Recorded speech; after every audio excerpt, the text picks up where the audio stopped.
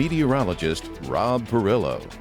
Welcome back. While our late summer pattern continues over the next several days, rain chances down a little bit below normal. Temperatures just a touch above normal, normal being 91 and 72. We're going to be 92 or 93 next couple of days. Rain chances staying low, but they'll perk up by the weekend. And then going into next week, it does look like we'll see better rain chances, daily rain chances, getting into a little bit of a wetter pattern. Meanwhile, the tropics still percolating. We'll talk more about that in just a bit. You can see locally, not a whole lot going on locally across the area with just a few showers back toward Texas. You get up here farther north and west, and here are winter storm warnings for portions of the Colorado Rockies, where temperatures today got into the 90s in around the Denver area. And tomorrow the forecast is for 30s and maybe several inches of snow, 6 to 12 inches of snow. You see this colder air coming in from the north. We see temperatures already down to freezing at Casper, Wyoming, Jackson at 33.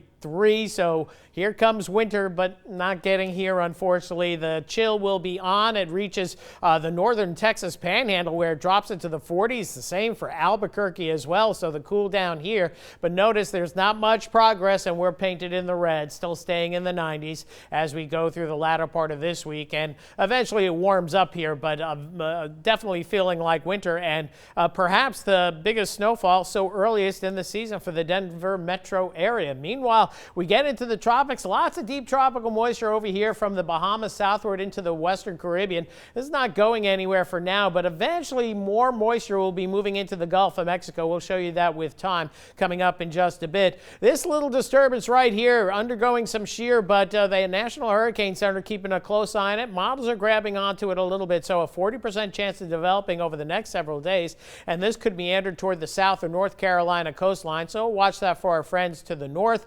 And then we go farther south and east. We have two tropical storms and another disturbance that's coming off the African coast that the Hurricane Center is on already, giving it a 60% chance of development as the models are grabbing onto this feature right here south of Mali. And then if you're really looking for trouble, you want to get into September, we'll go over to the Sudan. This is another strong tropical wave in areas that don't see many thunderstorms, especially as we get into the desert areas. So we are looking at an active pattern queuing up as we get into the mid and latter part of September for sure. So here we have Paulette. This is the newest tropical storm, Rene, by the Cabo Verde Islands. This system going to be a tropical storm and perhaps a hurricane with time, getting up to 80-mile-per-hour winds. But you see, this one's going to be curving out in the open Atlantic, so we won't worry about Rene.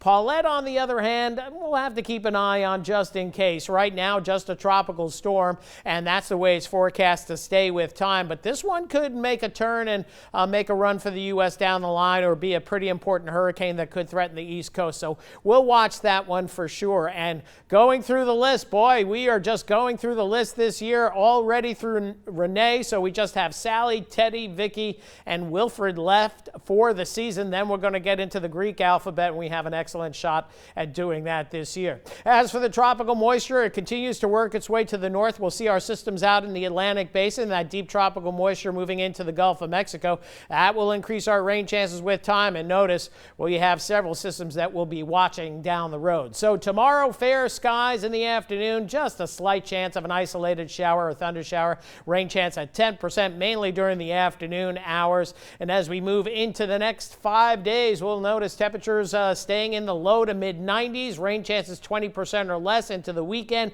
Then better rain chances, afternoon chances this weekend, and a good chance of storms next week. That's it for weather. We'll be right back right after this.